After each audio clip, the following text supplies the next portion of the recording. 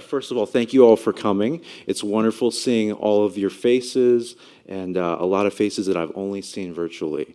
And we also want to thank our virtual attendees for joining us. We have about 60 people who are registered to attend the conference in person and another couple dozen attending virtually. So thank you, everyone. With that, I'm going to welcome up our first speaker, Nathan Peck, CEO and founder of Cure VCP Disease. There we go. All right. Good morning, everybody. Good morning, Internet. This is awesome. Hard to believe it has been 3 years since our first conference, 4 years since we started the organization, and look at this. Look, I mean, this is awesome. Let's see. Yes, so I'll do it for Brandon. Thank you to the planning committee. Thank you to the CZI Rares 1 grant. And I'll talk a little bit more about that, but that has been a major game changer for us. But the committee here, thank you. If you notice, I've not been on the committee. Everybody has taken, this is a great opportunity for people to get involved, in patient advocacy, and you've done a wonderful job. Look at this. So really the fruits of your labor. So thank you, the entire team. Okay, yes. I get nervous when I stand and try to clap at the same time. I may look like a penguin or something. So the theme of the conference is empowering our community with hope. And our goal for this conference is really to enable and educate and make you aware of how you can help and get involved. And you just heard of 2 ways, different studies. I mean, that's one of our goals, is to build that capacity and capability, for VCP, that awareness. So very quick, for those of you, I know we have some new people here that you might not be familiar, even online, but we were founded in February 2018. We're the only patient advocacy organization we know of right now focused on VCP disease, IBM, PFD, VCP-associated multisystem proteinopathy. We know we confuse you with the names. We do have an 8-member board of directors, and we have Amy right here. We have Brandon from the board. We have Maureen that joined us. Hopefully everybody has a chance to meet Maureen. She flew in from California.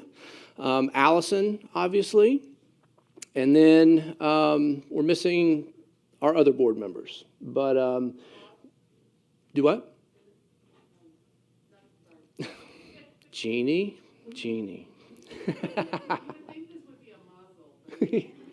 Yeah.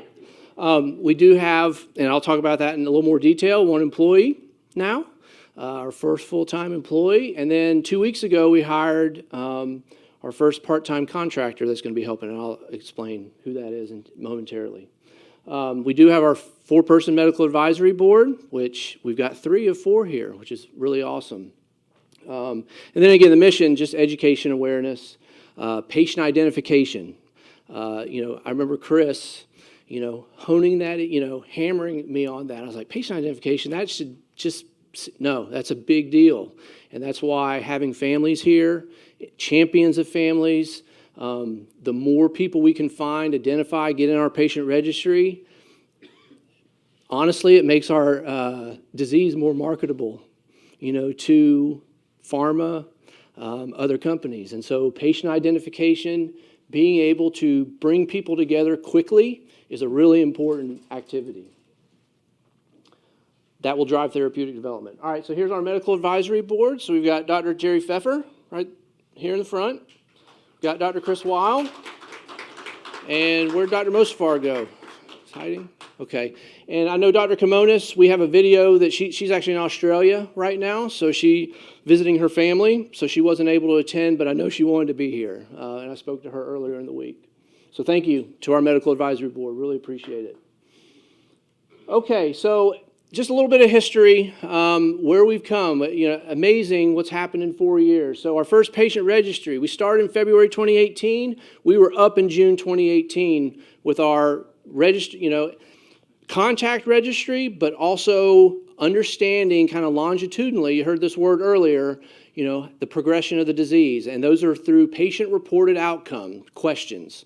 So that's through CORDS, hosted through CORDS. For the researchers, it's available to everybody. For the patients, we do encourage you to please fill that out annually because it's important to understand what's changed. The bathroom, getting up off the toilet question, things change. And that's important to be able to see. We did our first patient conference, April 2019. Thanks to Chris for allowing us to do that at WashU. We learned a lot from that, which has been incorporated into this event. We awarded our first research grant in March of 2020. A week before the pandemic took over, we awarded a $20,000 grant to Dr. Chang Chang at UC Irvine through the Uplifting Athletes program, which, again, that was a big moment for us because, again, it was giving us visibility to the rare disease community as an organization. We had our first only FDA patient listening session in May of 2020. We were one of the first ones kind of post-pandemic to do it entirely virtual.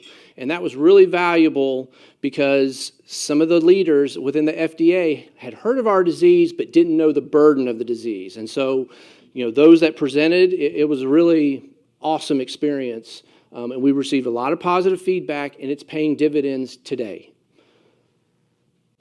We started our natural history studies. You're going to hear a lot about natural history studies, retrospective and prospective. So all stripes with the medical record collection, nationwide, Casimir. You'll hear more about that. And for everybody that's participating in those studies, thank you.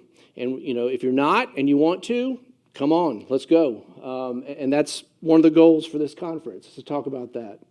The scientific conference we hosted in September 2021. So we had 90 registrants globally of scientists, doctors, researchers, anybody. We actually had some industry contacts as well participate in that conference, and that was really great because we brought a diverse group together just to talk about VCP. All right, CZI, again, game changer for us. This was a $600,000 grant, really kind of a recognition of just the hard work, the partnering and working. Sorry, I don't know why. Yeah. That is not a research grant. It's actually a capacity building grant. Oh, man, what a mess, huh? So that's enabled us to hire Armel. We're hiring a director of development. It's a lot of work, people. And to be able to bring on help is really, it's a big deal. So, gotta get myself together. All right, standard of care. Hopefully you got some of the cards out there. This standard of care, another game changer. It is a tool for you to use, for everybody to use, awareness, education of your doctors, use it, please, hand it out like drugs, hand these cards out. But now, and we tell the story when we talk to people. My doctor that I see at the ALS clinic at Emory, when I told him I needed a bone scan for patches, he's like, where in the literature is it? Well, it wasn't in the literature. There was no literature. Now we have literature. So again, use that to help you in your care. All right, so Armel, hopefully everybody's met Armel. Yes. So that's April. April, she started with us. Really excited. She's been in Europe for the past, 3 weeks, 4 weeks, having some great conversations that we normally couldn't have with researchers out there. So we're really excited and hope everybody has a chance to engage with Armel. I did want to recognize Allison, and Cure VCP was recognized as a Rare Champion of Hope. We were nominated for that through Global Genes. So again, just recognition, drawing attention to what we're doing is really, it's critical. I mean, this is a lot of marketing for us right now. Hopefully everybody had a chance to watch the VCP video. And we'll talk about that in just a little bit. All right, so Leah, she will be here later today. I think she gets in around noon. but she is our new Director of Partner Development. And that's really, Armel has lots of projects that she wants to do. That requires funding and money. And so we've been very casual as fundraisers. CZI has helped us to be able to throw on this event and to bring on staffing and help. But now we have to move forward for some of these, the toolbox that she'll talk more about that, for preclinical and clinical work. This natural history study, we want to go past 12 months with Nationwide. We need to enable, others with the work that we're doing. And so Leah's going to help us do that. So hopefully you have a chance to meet her when she gets here later. And then obviously the conference. Okay. So financials, we just wanted to share a brief about the 2021 financials. You can see in 2018, how much we've grown. Now, certainly a significant portion of the 2021 income was because of the CZI grant, which was $200,000. And again, that's $200,000 for year 1, year 2, and then year 3 for a total of $600,000. And that enables us to do to do capacity building. So bringing on staffing and help, bringing on software systems that this thing can continue. As a leader, running companies, succession planning is really important. And so you've got to be able to continue this. Now, my goal is to make this organization extinct. I want this thing dead yesterday, because that means we've cured and we have therapeutics. But we know the reality as well. So we have to put staff in place. And then, what we did spend last year, 84% of it was on research. That was the Nationwide study as well as the Casimir study. So, some of these numbers are going to change now that we're bringing on staffing, but our goal is still to support research, always. All right, so our community, I'm not going to touch on this, but, I think most of you know what we do. If you don't, happy to talk to you about it more, but the happy hours, thank you, Brandon and Amy, for leading those. Awareness. We actually, through Google Nonprofits, we have AdWords budget now, and our website has been getting at least 100, 150 hits a day, where usually we had like 10, because through AdWords, people are seeing Cure VCP, click on the site, and again, that's a great goal for us in terms of awareness and education, making people aware of us.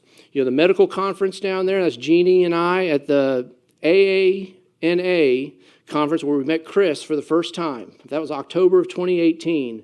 We ended up taking him to an Atlanta Falcons football game just to get to know him more. But, again, just trying to get more attention around VCP. All right, so I do want you to know we don't do this alone. Speak to tons of rare disease organizations all the time. And so, highlighting the ENMC in the middle, Alice, we went to Amsterdam as part of with the Nationwide study to talk about remote studies. And that was huge because we met the director of the ENMC, who is, with AFM Telethon in France.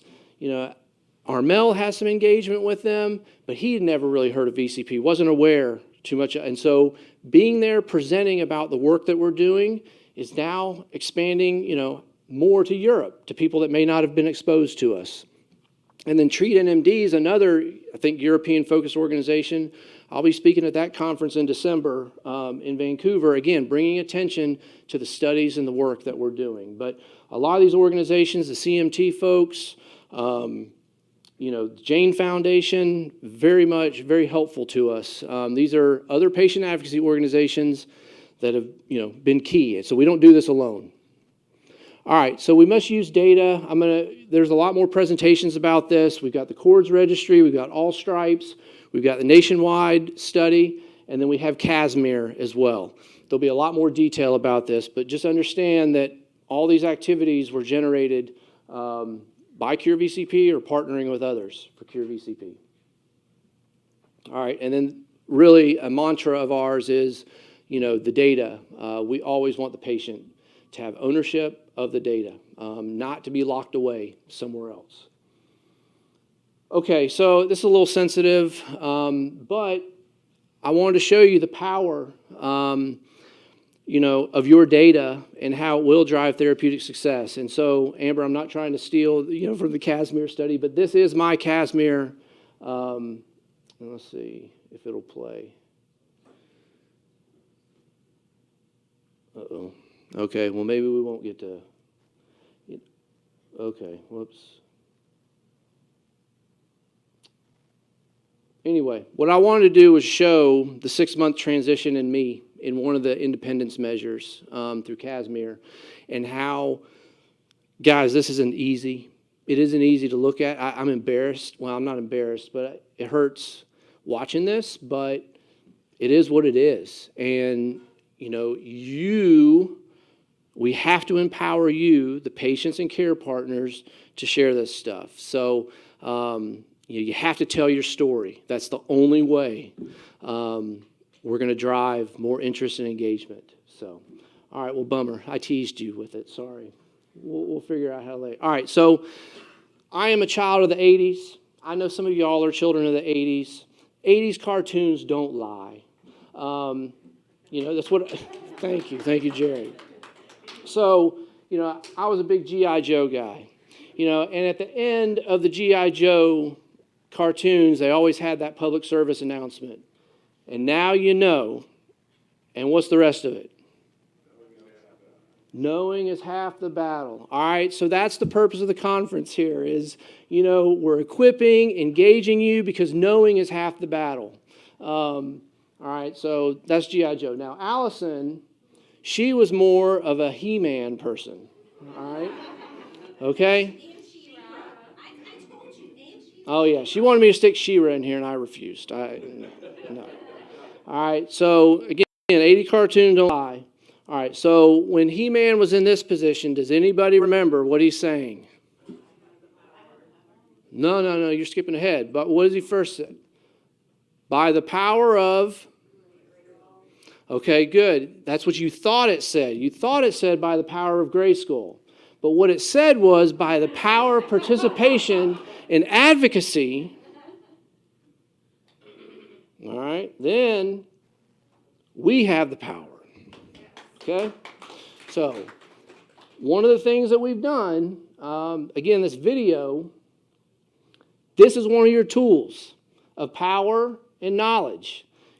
We spent, again, thank you to CZI, we spent a good amount of money on this video.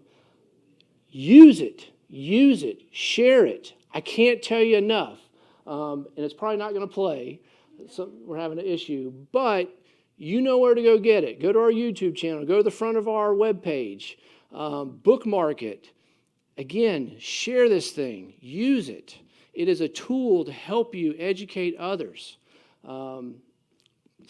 All right, so we won't watch that. So we saved 3 minutes. Okay, so again, in closing, empowering our community with hope. That's what we were doing. I'm more of a math guy. So I actually believe that empowerment plus community equals hope. So it's not incumbent upon cure VCP disease to instill hope in you.